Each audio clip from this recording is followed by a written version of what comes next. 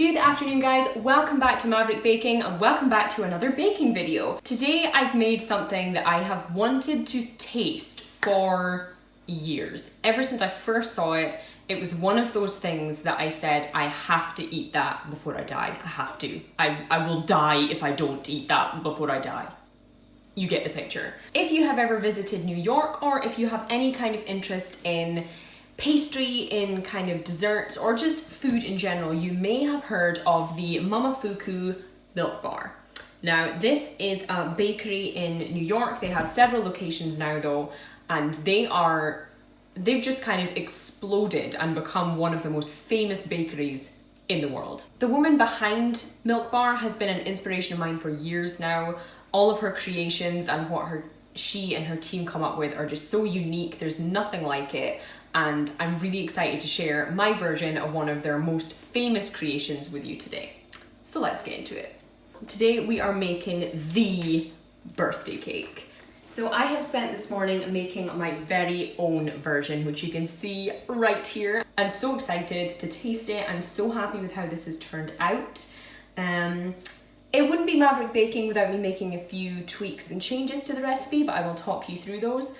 And if you want to jump right into making this yourself, I've left a link to the full recipe of mine in the description box below on my blog Maverick Baking, where you can get your teeth into a slice of this. So this cake has three main components, that being the cake itself, the frosting, and the birthday cake crumb. So the cake is a fairly standard American style vanilla cake. It differs quite a lot from British or Scottish baking that I'm used to.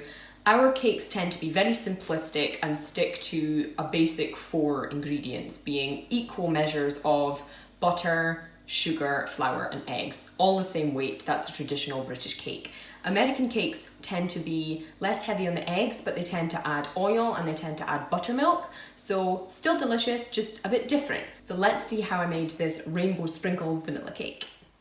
Hey guys, welcome to an awkward voiceover. So I'm going to start by showing you that my electric whisk is broken.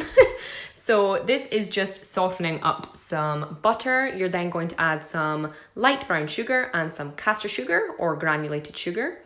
And you're going to give it a good old mix.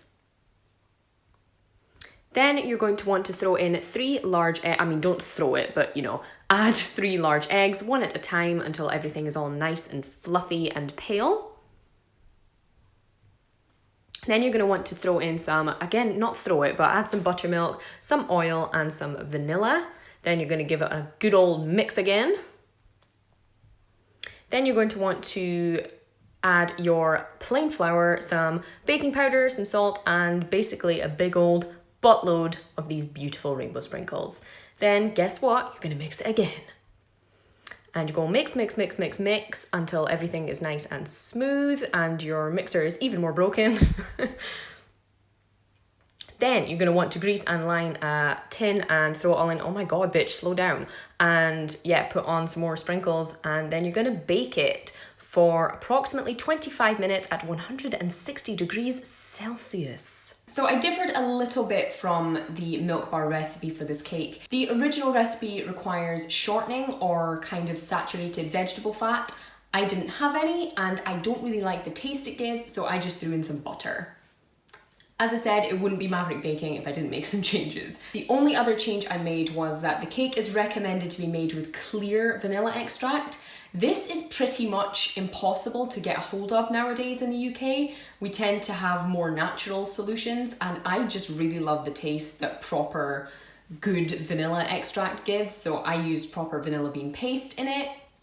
Sue me. So you might be a little bit confused as to why I was putting this into like a roasting tin. Essentially, Milk Bar bake their cakes in a flat, even tray and they kind of stamp everything out from that tray, which is something I've never seen before. A little bit fiddly, obviously, but it makes for some really gorgeous results. So once the cake was out and cooling, I moved straight onto the birthday cake crumb. Let's see how I did that. Well, hello again. So you're going to want to start with some caster sugar and light brown sugar. You're then going to throw in flour, sprinkles, baking powder, and salt and just kind of stir everything together. Then you're going to want to add some kind of flavorless oil and some vanilla extract, and then just basically give everything a good old stir until it's all clumpy and kind of crummy.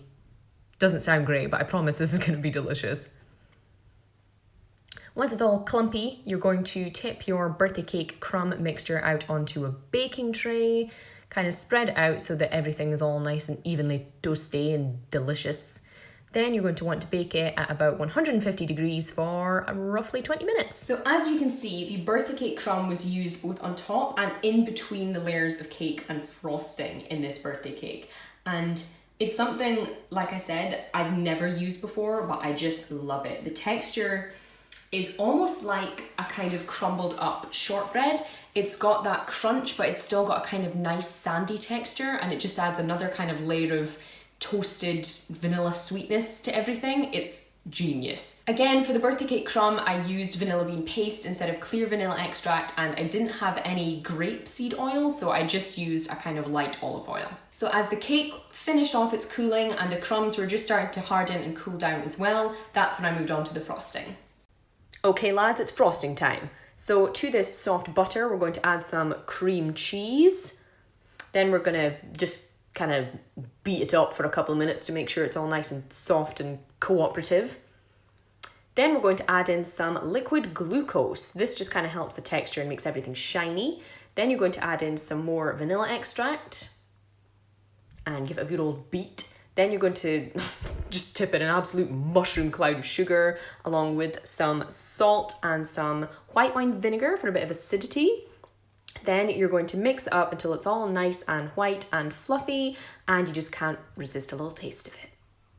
So again, I substituted the clear vanilla extract in the original recipe with a vanilla bean paste. I also decided to use a bit less glucose, mostly from a kind of consistency point of view. Cream cheese here in the UK is a completely different texture to American cream cheese. Our cream cheese is much softer and has a higher liquid content, so while I did drain as much of the liquid out of my cream cheese as I could, I was still worried it might be a bit sloppy if I added too much glucose to it. So instead, I made up for the lack of glucose with extra icing sugar just to keep everything nice and stable and sweet. And to replace the pinch of citric acid that's in the original recipe, I just used some white wine vinegar because I knew it would add a similar kind of tartness without adding any extra flavour like lemon juice would, for example. I also didn't add in the baking powder that the original recipe asks for. I know the idea of this is to kind of give it that synthetic boxed frosting flavour, but I'm really not into that, so I left it out. So after creating all the separate components of the cake, it was time to assemble, and if I thought creating the different components was fiddly, this was the very Oxford Dictionary definition of fiddly. So the cake isn't assembled like a normal cake is. Everything is placed inside the same cake ring that you used to cut out your cake circles. And the cake ring is then lined with a sheet of plastic acetate. Doing this just gives it those perfect kind of signature straight sides that Milk Bar cakes have, and also that perfect kind of flat, smooth finish once the cake is ready to be unveiled. Let me show you how I built it. Okie dokie, here's how we build this cake. You're gonna want to tip out your nice cooled cake, peel off that pesky parchment paper, then you're going to want to try, as I did, to cut out some nice neat circles from it. I got there eventually. And once you have your nice cake circles cut out, you can set them aside and just gather up all of those lovely cake scraps. These are going to assemble the bottom layer of our cake. Trust me, it will make sense in a second. Well, maybe more than 1 second, but you know. So here is our cake ring. We're then going to line it with some acetate. And here we have our cake scraps, which we're basically just going to just pummel it down. Just absolutely beat the shit out of this cake. Just press it down, cram it in there to make a nice, even, flat layer of cake. Once we've done that, we're going to mix up some milk and vanilla to make what is called the cake soak, just to moisten it. Then we're going to chuck on some frosting and spread that all around. After that, you're going to add some of your nice cooled toasted cake crumbs just to add some great texture to the layers of this cake. Then you're going to add on a bit more frosting just to help them stick. Throw in a little bit more acetate just to kind of help support the cake. Put in another layer of cake, and then pretty much just repeat the whole process again. So more kind of cake soak and try not to splatter it as much as I did, and then some more frosting and whiz speed it and spread it all around and stuff, and then some more crumbs, and holy shit, how fast is this bit of video. Then another bit of cake, and then some more frosting.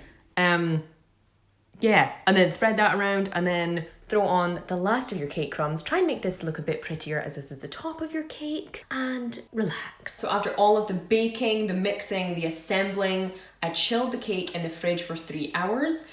The original recipe requires freezing it in order to get the optimum kind of texture, but not gonna lie, my freezer is too small. I tried, my freezer would not fit this cake in it vertically, it's just not big enough. But I put it in the coldest part of my fridge for 3 hours, and that seems to have done the trick beautifully. So let's just take another look at this cake. I am not the most patient of people, and I'm terrible for following recipes, which is the whole reason I started my baking blog in the first place. So I'm astonished that I managed this first time. As you can see, we have the cake scraps layer at the bottom. That was made with all the leftover cuttings of the cake, just pressed down really flat and soaked with the cake soak to make it all kind of stay in place. I topped that layer off with a layer of the vanilla frosting, some crumbs and more vanilla frosting, another layer of cake, cake soak, frosting, crumbs, frosting, cake, frosting, crumbs. And here she is. And I know you guys have had enough of me talking, so it's time to eat.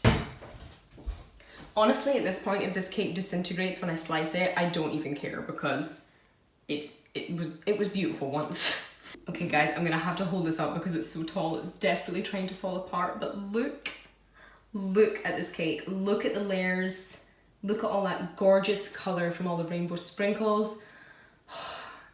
I'm so excited to eat this. I have earned this. Can you imagine if this tastes terrible? Okay, let's get our first bite of my very first Milk Bar cake. Let's go. Super moist, super fluffy.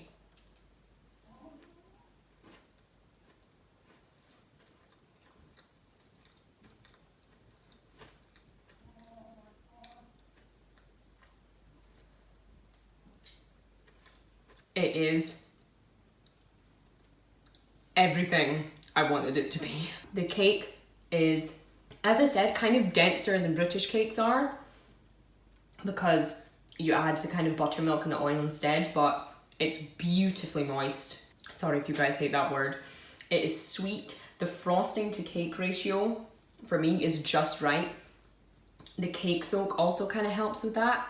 It keeps everything moist and vanilla-y. I wasn't sure how well the crumbs would hold up against all the frosting. I thought they would kind of moisten up and not really add any texture, but they add just this perfect, almost little surprise crunch right in the middle of a big fluffy bite of cake. They add a great kind of flavour of biscuit or shortbread as well as the texture that really lends well to this. I am floating somewhere up in my happy space right now. I'm so happy.